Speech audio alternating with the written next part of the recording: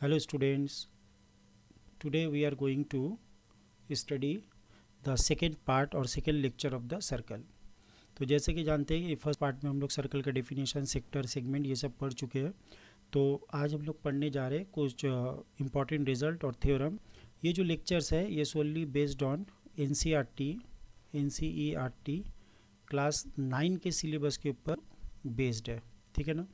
तो यहाँ पर आज हम लोग का टारगेट या गोल क्या क्या है।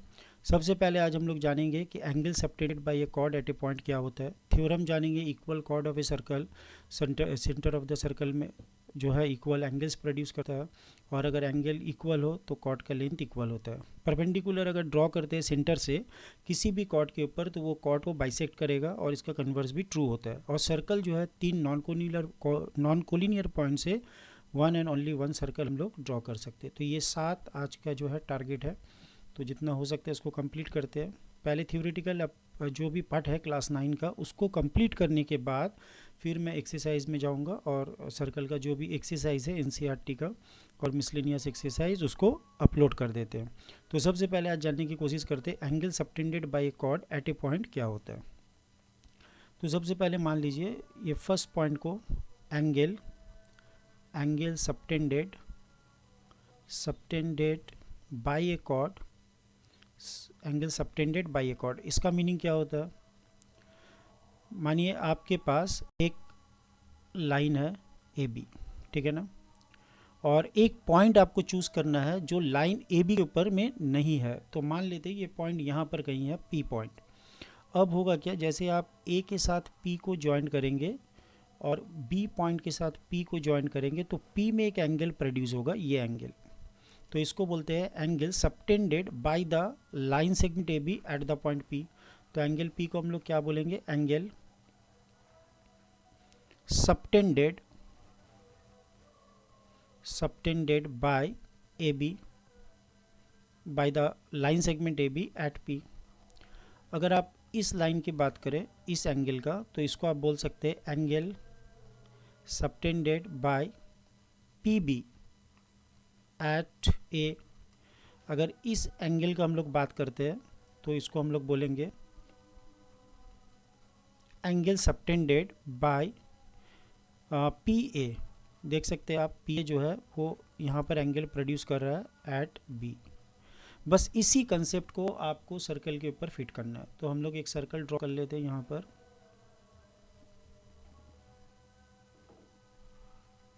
और यहाँ पर लाइन सेगमेंट आपका क्या हो जाएगा, कॉर्ड हो जाएगा। अब ये कॉर्ड अगर आप सरकमफ्रेंस के ऊपर कोई पॉइंट लेते हैं जो कॉर्ड पे ही है, अगर ज्वाइन करते हैं तो यहाँ पर एक एंगल प्रोड्यूस होता है जो होता है subtended by the chord A B at the circumference. यहाँ पर अगर आप सेंटर ऑफ द सर्कल ले लेते हैं यहाँ पर, या फिर मान लीजिए यहाँ पर कोई सेंटर ऑफ द सर्कल अगर चूज करते हैं, उसके साथ अगर हम लोग ए और बी को ज्वाइन कर दे तो ये हो जाएगा ओ ए और ये हो जाएगा ओ बी। तो इसको हम लोग क्या बोलेंगे, angle subtended by the chord at the centre. जो कॉन्सेप्ट यहाँ पर आपने लगाया सेम कॉन्सेप्ट आपको सर्कल में लगाना है। तो angle subtended by a chord at a centre और सर्कमफ्रेंस, होप आपको समझ में आया होगा।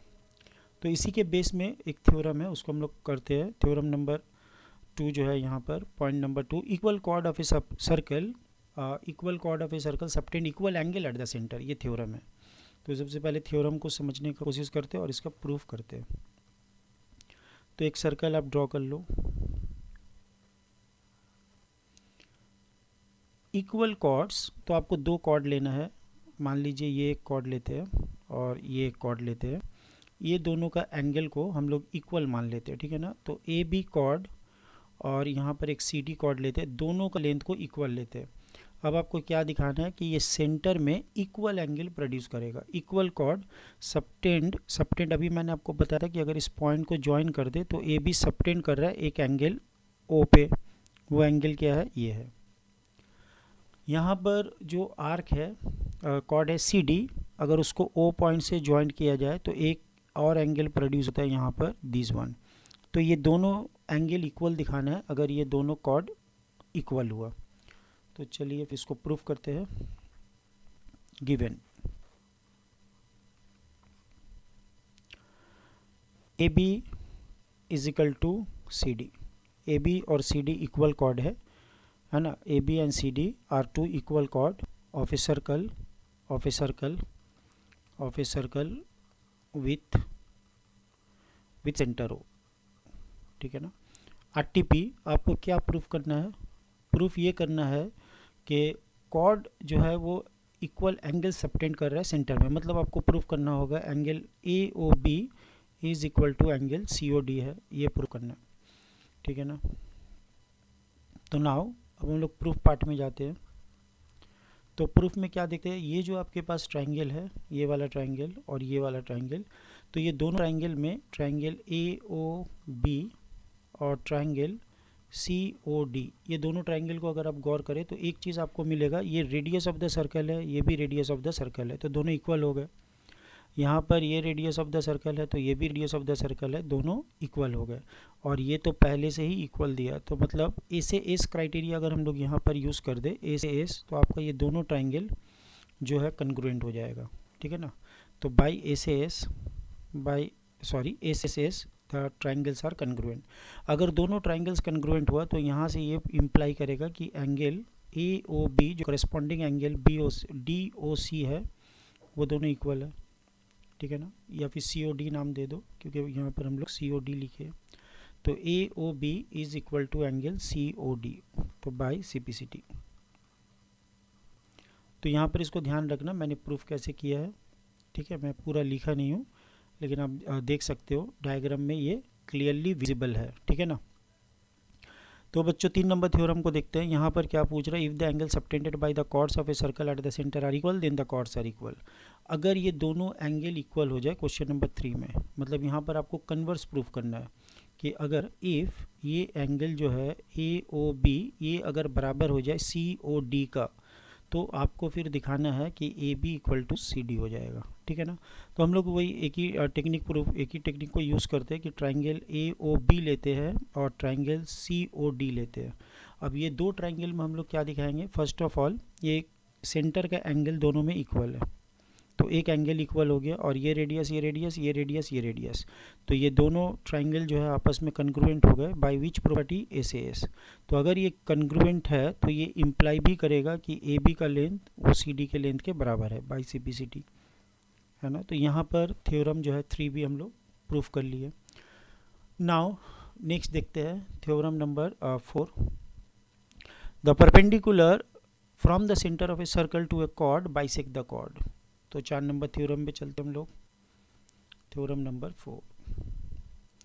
तो perpendicular drawn from the centre of a circle to a chord bisect the chord. एक परपेंडिकुलर ड्रॉ करेंगे सेंटर से किसी एक कॉर्ड के ऊपर, एक परपेंडिकुलर ड्रॉ करना है सेंटर ऑफ द सर्कल से किसी भी कॉर्ड के ऊपर। तो ये सेंटर ऑफ द सर्कल है, यहाँ से एक परपेंडिकुलर ड्रॉ करना है किसी भी कॉर्ड के ऊपर। तो और आपको प्रूफ करना है कि ये जो है ए बी ये बाइसेक्ट होता है, ये ए बी जो है ये बाइसेक्ट होता है, मतलब ये वाला लेंथ और ये वाला लेंथ इक्वल हो जाएगा। तो गिवन में क्या है, गिवन में है कि ओ, इसका एक नाम दे देते M, O M perpendicular to आपका कॉर्ड है, ठीक है ना। आरटीपी प्रूफ क्या करना है आपको, ये दिखाना होगा कि A M is equal to M B है, मतलब ये इसको बाइसेक्ट भी कर रहा है। तो यहाँ पर एक पॉइंट लेते हैं कंस्ट्रक्शन। कंस्ट्रक्शन में क्या करते हैं हम लोग, ओ के साथ ए को ज्वाइन कर देते हैं, ठीक है ना, और ओ के साथ बी को ज्वाइन कर देते हैं। तो जैसे ही आप ज्वाइन करोगे तो O A and O B are joint. Now coming to the proof part. Proof में हम लोग क्या देख सकते हैं, triangle A O M is congruent to triangle B O M. A O M और बी ओ एम कन्ग्रुएंट है, कैसे। सबसे पहले देखो यहाँ पर आपने परपेंडिकुलर ड्रॉ किया है तो ये दोनों 90 डिग्री हुआ, एक एंगल दोनों में कॉमन है, ये भी रेडियस है तो ये भी रेडियस है, तो रेडियस और रेडियस इक्वल और ओ एम साइड कॉमन है।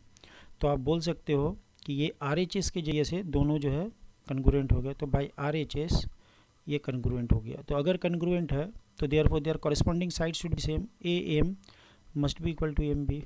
तो ये यहाँ से आ जाएगा by C P C T, तो ये हम लोग सी पी सी टी से कर सकते हैं। Next now theorem 5। थ्योरम 5 में क्या है, 5 नंबर पॉइंट यहाँ पर आप देखिए, थ्योरम में बोल रहे the line drawn through the centre of a circle to bisect a chord. अगर आप सेंटर से कोई लाइन ड्रॉ करते हैं, किसी कॉर्ड को वो बाइसेक्ट करता है, तो वो कॉर्ड के ऊपर वो लाइन परपेंडिकुलर होगा। मतलब इस थ्योरम का आपको कन्वर्स दिखाना है। यहाँ पर बोल रहा है एक सर्कल है, इस सर्कल का आपको कोई भी एक कॉर्ड लेना है, ठीक है ना। तो सबसे पहले एक सर्कल लेते हैं, इस सर्कल के कोई भी एक कॉर्ड ले लेते हैं ए बी, ठीक है, और एक लाइन ड्रॉ करना है सेंटर से, एक लाइन ड्रॉ करना है सेंटर से, ये लाइन ड्रॉ करना है सो दैट ये एम जो है ए बी का मिड पॉइंट होगा। मतलब ये लाइन और ये लाइन का लेंथ इक्वल होना चाहिए। प्रूफ करना क्या है आपको क्या प्रूफ करना होगा कि अगर ये लाइन ड्रॉ करते हैं, इस कॉर्ड को बाइसेक्ट करता है, तो ये लाइन इस कॉर्ड के ऊपर परपेंडिकुलर होगा, मतलब reverse of the above theorem. तो यहाँ पर कुछ करना नहीं है, आपको जस्ट ये दोनों लाइन को ज्वाइन कर देना है और प्रूफ आप खुद ही कर पाओगे। ये लाइन ओ ए और ओ ए ओ बी को ज्वाइन कर देते हैं, तो यहाँ पर देखते हैं ये रेडियस है, ये भी रेडियस है, ये कॉमन साइड है, और O A M equal to M B है, ये गिवन क्राइटेरिया है। तो देयरफॉर ए ओ एम ये जो ट्राइंगल है ये कन्ग्रुएंट है किसके साथ, ट्राइंगल बी ओ एम के साथ कन्ग्रुएंट है। बाई विच प्रॉपर्टी, यहाँ पर हम लोग प्रॉपर्टी यूज़ करते हैं एस एस एस। तो अगर S S S property use करते तो दोनों कन्ग्रुएंट हो जाएगा। इसका मतलब ये जो एंगल है ए एम ओ, ये corresponds to angle B M O के साथ इक्वल होगा। बट ये कैसा एंगल है आप देख सकते हैं, ये लीनियर पेयर एंगल्स है, एडजेसेंट एंगल है, दोनों इक्वल है, और ये दोनों का सम जो है 180 डिग्री है, ये वाला और ये वाला का। तो ये इम्प्लाई करता है कि each angle should be 90 degree. तो इसका मतलब ईच एंगल, ये लीनियर पेयर एंगल है, each angle should be 90 degree, ठीक है ना, शुड बी 90 डिग्री। तो यहाँ से क्या प्रूफ हो गया कि ओ एम जो है वो परपेंडिकुलर है ए बी के ऊपर। क्लियर है। तो ऐसे इससे आप दोनों ट्राइंगल को पहले कन्ग्रुएंट दिखा दे और दोनों एंगल फिर इक्वल हो जाएगा ए एम ओ और बी एम ओ। तो ये कैसा एंगल है, लीनियर पेयर एंगल्स है, ठीक है ना, और दोनों जो एंगल्स का वैल्यू जो है वो इक्वल है, तो each angle should be 90 degree, क्योंकि दोनों का सम 180 डिग्री है। तो इसी के साथ हम लोग का 5 नंबर पॉइंट जो है वो भी जो है ख़त्म हो गया। Now coming to the next one, यहाँ पर देखिए आप क्वेश्चंस दिया है। Question point number 6, the circle through the 3 points. तो सर्कल जो है जो 3 पॉइंट से पास कर रहा है, इसके बारे में आपको बताना है। तो ये है पॉइंट नंबर 6। तो इसको पहले हम लोग देखते हैं। अगर मैं आपसे एक क्वेश्चन पूछूं कि एक पॉइंट से कितना सारा सर्कल हम लोग ड्रॉ कर सकते हैं, 1 पॉइंट से how many circle we can draw, तो आपका आंसर क्या होगा। मान लेते एक पॉइंट पी है, इससे कितना सारा सर्कल हम ड्रॉ कर सकते हैं। तो थोड़े से दूर में एक पॉइंट ले लेंगे जिसका नाम देंगे हम O1, इसको सेंटर मान लेंगे, और ये दोनों को ज्वाइन करके एक रेडियस बना लिया, ये वाला R1, और इस O1 सेंटर करके अगर एक सर्कल ड्रॉ करेंगे तो आप देख सकते हैं एक सर्कल जो है वो P से पास कर रहा है, ठीक है ना। ठीक इसी तरीक़े से हम थोड़े से कहीं पर लेफ़्ट और राइट की तरफ एक पॉइंट ले लेते हैं O2 सेंटर 2, और इसको P के साथ ज्वाइन करते हैं, तो आपके पास एक नया रेडियस आता है R2। अब जैसे इसको एक्सटेंड करेंगे तो आप देख सकते हैं, आप इसको O2 को सेंटर करके अगर सर्कल ड्रॉ करेंगे जहाँ पर R2 सर्कल का रेडियस है, तो एक अनदर सर्कल ड्रॉ होगा, सेकेंड सर्कल। मान लेते हैं मैंने यहाँ पर एक पॉइंट ले लिया आपके पास यहाँ पर O3 पॉइंट्स, और इसको P के साथ ज्वाइन करते हैं, और इसी को मैं अपना रेडियस R3 मान लेता हूँ। तो यहाँ से एक सर्कल फिर ड्रॉन होगा। तो ऐसे आप कितने सारे पॉइंट प्लेन में ले सकते हैं, इनफाइनाइट नंबर ऑफ पॉइंट ले सकते हैं जो इस पॉइंट P से फिक्स डिस्टेंस में होगा। तो आपके पास थ्रू द 1 पॉइंट कितने सारे सर्कल हो गए, इनफाइनाइट सर्कल हो गए, ठीक है ना, इनफाइनाइट सर्कल। तो बच्चों हमेशा ये याद रखना, अगर आपसे कोई क्वेश्चन पूछे कि एक पॉइंट से कितने सारे सर्कल ड्रॉ हो सकते हैं, तो आंसर आएगा infinite number of circle draw हो सकते हैं। अगर आपके पास 2 पॉइंट है, अब क्वेश्चन है 2 पॉइंट से कितने सारे सर्कल हम लोग ड्रॉ कर सकते हैं, तो बहुत सारे बच्चे कहते हैं कि एक ही सर्कल ड्रॉ होगा, बहुत सारे कहते हैं कि सर्कल ड्रॉ नहीं होगा।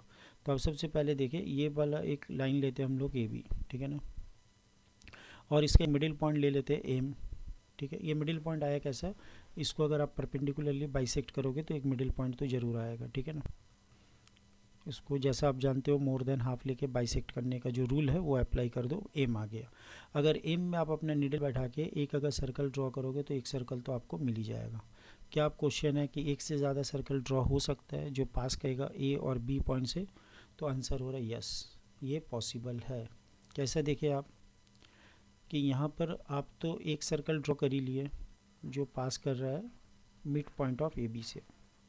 इसी परपेंडिकुलर बाइसेक्टर, इसका हम नाम दे देते एल। इसके ऊपर मैं एक अनदर पॉइंट ले रहा हूँ, ये M1 है। M1 के अलावा यहाँ पर एक पॉइंट लेता हूँ M2 और मैं ज्वाइन कर देता हूँ AM2 को, AM2, और फिर ज्वाइन करता हूँ BM2 को। तो और इसी को अपना रेडियस मान लेते हैं 8-2, तो ये दोनों 8-2 हो जाएगा। और M2 को सेंटर करके अगर मैं अब सर्कल ड्रॉ करूँ तो वो सर्कल कुछ ऐसा वाइट सर्कल पास होगा, ठीक है ना, जिसका सेंटर हो जाएगा M2।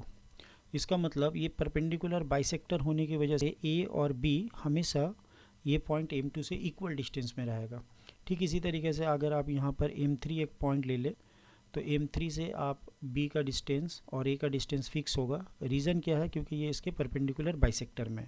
तो यहाँ से एक सर्कल आप ड्रॉ कर सकते हैं जो देखिए A और B से पास होगा, ये ग्रीन सर्कल, ठीक है ना। तो ऐसा मेरा क्वेश्चन है, कितना सारा हम लोग सर्कल ड्रॉ कर सकते हैं, तो जितने सारे पॉइंट आपको perpendicular bisector of A B में मिल जाए, मतलब इनफाइनाइट नंबर ऑफ सर्कल आप ड्रॉ कर सकते हैं। तो इसका मतलब 2 पॉइंट सफिशिएंट नहीं है एक सर्कल को फिक्स करने के लिए। Infinite number of circle draw हो सकता है, ठीक है ना। तो एक चीज़ देखिए कि अगर आप सर्कल ड्रॉ करना चाहते हैं तो आपका सेंटर कहाँ लेने की कोशिश कर रहे हैं। 2 पॉइंट जब गिवन है तो हम लोग सेंटर लेने का कोशिश करेंगे, या सेंटर हमेशा प्रेजेंट होगा उन लोग का परपेंडिकुलर बाइसेक्टर के ऊपर में। नेक्स्ट क्वेश्चन आता है कि अगर आपके पास 3 पॉइंट्स है, क्या अब भी एक सर्कल ड्रॉ होगा या एक से ज़्यादा होगा। तो 3 पॉइंट्स होने से ज्योमेट्री में एक वर्ड आ जाएंगे, एक कंडीशन बन जाएगा, क्या ये तीनों पॉइंट कोलिनियर है, मतलब एक ही लाइन पे है, या एक लाइन पे नहीं है, मतलब कोलिनियर है या नॉन कोलिनियर है, ये फिर आ जाएगा, ठीक है ना। अगर तीनों पॉइंट कोलिनियर है इसका मतलब होता है तीनों ऐसे आ जाएंगे, एक यहाँ पर है A, एक यहाँ पर है B और एक यहाँ पर है C, ठीक है ना। अब यहाँ पर अब देखें कि अगर कोई सर्कल आप ड्रॉ करेंगे जो AC से पास करेगा, तो जो सर्कल AC से पास करने वाला है वो कभी भी B से पास नहीं करेगा, ठीक है ना, क्योंकि B उसका सेंटर हो जाएगा। दूसरा है कि अगर जो सर्कल B और C से पास करने वाला है वो AC से पास नहीं करेगा, क्योंकि उसका A पॉइंट एक्सटीरियर में होगा। सिमिलरली जो AB से पास करेगा वो C से कभी नहीं करेगा। तो यहाँ से क्या पता चला, अगर पॉइंट्स कोलिनियर है, कोई भी एक सर्कल तीनों पॉइंट से पास कभी भी नहीं कर सकता है, ओके ना। Now coming to the non collinear points, अगर आपके पास नॉन कोलिनियर पॉइंट्स है, मतलब तीनों पॉइंट्स अलग अलग जगह में है, यहाँ पर एक ले लेते हैं, यहाँ पर एक और यहाँ पर एक। अब कितने सारे सर्कल हम लोग ड्रॉ कर सकते हैं। तो थोड़ा देर पहले हम लोग देखे यहाँ पर इस थ्योरम में, ये वाला में, कि अगर आपके पास 2 पॉइंट्स है तो वो 2 पॉइंट का जो परपेंडिकुलर बाइसेक्टर होता है उसमें इनफाइनाइट पॉइंट्स होते हैं, और वो सारे इनफाइनाइट पॉइंट्स के ऊपर, सारे इनफाइनाइट पॉइंट्स को अगर आप अपना सेंटर कंसीडर करें तो इनफाइनाइट आप सर्कल को ड्रॉ कर सकते हैं, ठीक है ना। तो A और B से कितने सारे सर्कल पास करने वाले हैं, आपका आंसर क्या होना चाहिए, इनफाइनाइट। A और B से कितना सर्कल पास करेगा, infinite number of circle, okay. B और C को ज्वाइन करते हैं तो B और C से पास करने वाला सर्कल कितना है, इनफाइनाइट नंबर ऑफ सर्कल होंगे।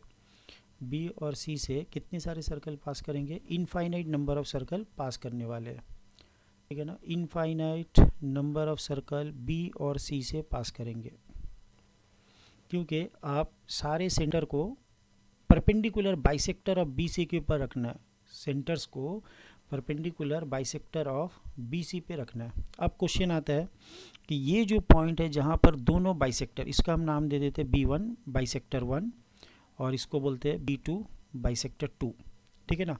तो ये B1 B2 ये दोनों इंटरसेक्ट कर रहे हैं एक पर्टिकुलर पॉइंट में, तो ये एक सर्कल होगा जो A और B से पास करेगा, क्लियर। यही सेंटर ऑफ द सर्कल होगा जो B और C से पास करने वाला सर्कल है। तो इनफाइनाइट नंबर ऑफ सर्कल में से एक सर्कल ऐसा है जो AB से पास करता है जिसका सेंटर O है, वही सर्कल B और C से पास करता है। तो अब यहाँ पर आप देखिए कि O और A को ज्वाइन करने से ये सर्कल का रेडियस बनेगा R, तो ये भी इक्वल डिस्टेंस में है B से, क्योंकि परपेंडिकुलर बाइसेक्टर के ऊपर में, तो ये भी R होगा। O और C को अगर ज्वाइन करते हैं तो ये OC और OB सेम डिस्टेंस में है, क्योंकि ये परपेंडिकुलर बाइसेक्टर के ऊपर है, तो ये भी R होगा। तो इसको सेंटर करके O पॉइंट को अगर आप सेंटर मान लेते हैं और O इज़ द सेंटर, और r is the radius. r को अगर आप रेडियस मानते हैं जिसका वैल्यू होता है OA, या फिर आप OB या फिर आप OC ले सकते हो। उसके बाद अगर आप सर्कल ड्रॉ करोगे तो क्या होगा, ये सर्कल जो है ये तीनों पॉइंट से पास करेगा, ठीक है ना, ये तीनों पॉइंट से पास करेगा, ये ऐसा एक सर्कल आ जाएगा। How many circle we have, only one circle, ठीक है। तो एक सर्कल तो पास कर रहा है, ये हम लोग प्रूफ कर दिए, ठीक है ना। तो ये जो पार्ट था थ्योरम का आप देख सकते हैं, theorem number 7, prove that there is one and only one circle passing through the 3 given non collinear points. तो 3 गिवन नॉन कोलिनियर पॉइंट से हमेशा एक सर्कल पास करेगा। इसको हम लोग कैसे सॉल्व करेंगे, ये हो गया थ्योरम, मतलब ये 7 नंबर पॉइंट का थ्योरम जो है जिसको मैं यहाँ पर डिस्कस कर रहा हूँ वो ये वाला है।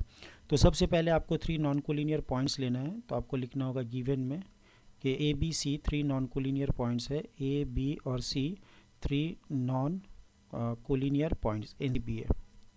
अब क्या करना है आपको, यहाँ पर AB का बाइसेक्टर ड्रॉ करना है जो B1 होगा, ये आप लिखेंगे, ठीक है ना। तो 1 मिनट, यहाँ पर आप लिखिए कि गिवन पॉइंट ABC है जो नॉन कोलिनियर पॉइंट्स है and we want to prove that, यहाँ पर RTP पे लिख दे कि आपको क्या प्रूव करना है। We want to prove that one and only one circle can be drawn. Construction part में आप क्या लिखेंगे, कंस्ट्रक्शन में आप लिखेंगे कि सबसे पहले मैं बाइसेक्ट करता हूँ AB और BC को। तो AB और BC का बाइसेक्टर ड्रॉ करना है, B1 and B2 they intersect at the point O। अब O जो जैसे ही आपको मिला तो आपको ज्वाइन कर देना है OA, OB एंड OC। अब आपको देखना है कि O पॉइंट ऐसा, ये आप ज्वाइन कर दिए, करने के बाद आप प्रूफ पॉइंट में आ जाइए। प्रूफ में आप दिखा दीजिए कि OA OB के बराबर होगा। रीज़न क्या है, क्योंकि ये परपेंडिकुलर बाइसेक्टर के ऊपर है। OB किसके बराबर है, OC के ऊपर। क्यों, क्योंकि O is lies on the perpendicular bisector of BC that is B2। तो यहाँ से एक चीज़ पूरा हो गया, OA equal OB equal OC। तो ये तीनों जो है आप इक्वल कर दिए। इक्वल करने के बाद आप ये बोल सकते हैं कि अगर कोई O सेंटर मान ले और OA OB OC को रेडियस मान ले, एक सर्कल अगर ड्रॉ करेंगे तो वो ABC से पास करेगा, ज़रूरी है। अब क्वेश्चन आता है ओनली वन सर्कल ही पास करेगा, ऐसा क्यों होगा, एक से ज़्यादा सर्कल क्यों नहीं हो सकता। रीज़न क्या है कि यहाँ पर AB जो लेंथ है, AB लाइन सेगमेंट जो है ये फिक्स्ड है, ठीक है ना, क्योंकि आपने नॉन कोलिनियर पॉइंट लिया है। BC भी फिक्स्ड है। अच्छा, ये नॉन कोलिनियर पॉइंट्स लेने की वजह से AB और BC ये इंटरसेक्ट कर रहा है एक पॉइंट B पे, मतलब ये लोग पैरेलल नहीं है। तो जब आप इनका बाइसेक्टर को ड्रॉ करेंगे B1 और B2 बाइसेक्टर, तो ये भी पैरेलल नहीं होंगे, ये भी इंटरसेक्टिंग ही होंगे, क्योंकि आपके पास लाइन फिक्स्ड है। जब लाइन फिक्स्ड होता है तो उसका परपेंडिकुलर बाइसेक्टर एक ही आता है, एक लाइन सेगमेंट का एक ही परपेंडिकुलर बाइसेक्टर होता है। और ये perpendicular bisector B1 B2 parallel नहीं है। क्यों, क्योंकि आपका लाइन सेगमेंट पैरेलल नहीं है। अब क्या होगा कि ये B1 और B2 पैरेलल नहीं होने की वजह से जब भी इंटरसेक्ट करेगा एक फिक्स पॉइंट में करेगा। तो इन लोग का पॉइंट ऑफ इंटरसेक्शन O जो है ये फिक्स्ड हो गया। अब O फिक्स्ड है तो O से A का डिस्टेंस फिक्स है, क्योंकि ये परपेंडिकुलर बाइसेक्टर के ऊपर में, मतलब R भी फिक्स्ड है। तो कहीं पर अगर आप किसी भी केस में किसी सर्कल का सेंटर और रेडियस, याद रखना सेंटर और रेडियस किसी भी सर्कल का अगर आप फिक्स दिखा देते हैं तो वो सर्कल हमेशा फिक्स सर्कल हो जाएगा, ठीक है ना। तो यहाँ से क्या पता चला, ये जो सर्कल आप ड्रॉ करें ये एक फिक्स सर्कल है और ये एक ही सर्कल ऐसा ड्रॉ कर सकते हैं जो ABC से पास होने वाला है। Hope all of you understand this. इसी के साथ मान लीजिए अगर आपको कोई पूछे कि मान लो मेरे पास एक बॉटल का ढकना है या चूड़ी है या बंगल है, इससे मैंने एक सर्कल बनाया और बनाने के बाद आपसे कोई पूछता है भाई इसका सेंटर बताओ, कैसे निकालोगे इसका सेंटर। तो आप इसी टेक्निक को यूज़ करें। आप यहाँ पर कोई भी 3 पॉइंट ले लें सर्कल के ऊपर में और ज्वाइन करने से आपके पास 2 कॉर्ड आ जाएगा। ज्वाइन जैसे ही करेंगे आप 2 कॉर्ड आ जाएगा, ठीक है ना। अब ये कॉर्ड को आप परपेंडिकुलरली बाइसेक्ट कर दें, कॉर्ड को आप परपेंडिकुलरली बाइसेक्ट करें। तो ये कॉर्ड का बाइसेक्टर और ये कॉर्ड का बाइसेक्टर जहाँ इंटरसेक्ट होगा वही आपका सेंटर ऑफ द सर्कल हो जाएगा। समझ में आ रहा है बच्चों, क्या कोई डाउट है? नहीं।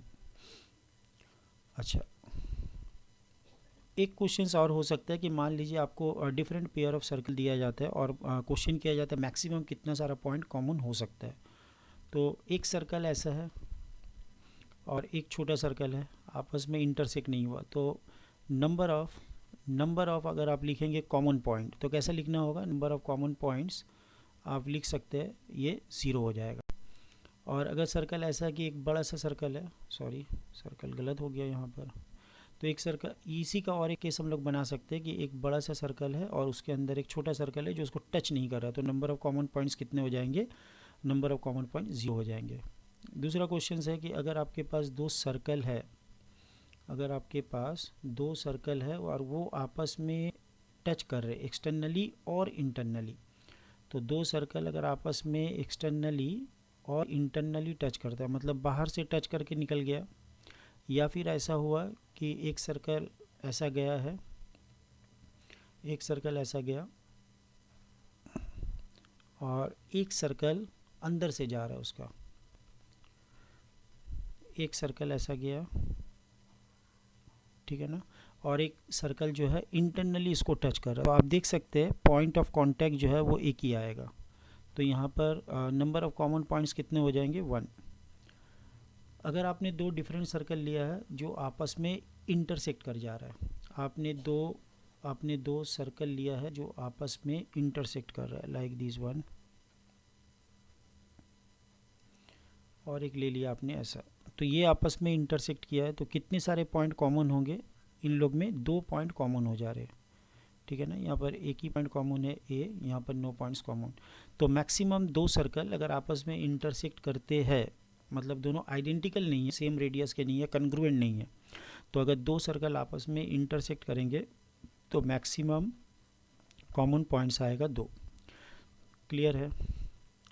तो बच्चे लोग आपको ध्यान में रखना है, ये लेक्चर 2 हम लोग आज यहाँ पर कंप्लीट होता है। लेक्चर 3 और 4 में थ्योरेटिकल जो कॉन्सेप्ट है क्लास 9 का वो हम कंप्लीट करवा देंगे, और उसके बाद सारे सम्स को जो है वो वीडियो बना के उसको लेक्चर 3, 4, 5, 6 में अपलोड कर देते हैं। तो आपसे उम्मीद है आप मेरे साथ जुड़े हुए हैं, खूब मज़े से पढ़ाई कर रहे हैं, और आप स्वस्थ रहें, मस्त रहें, बट स्टडी करते रहें।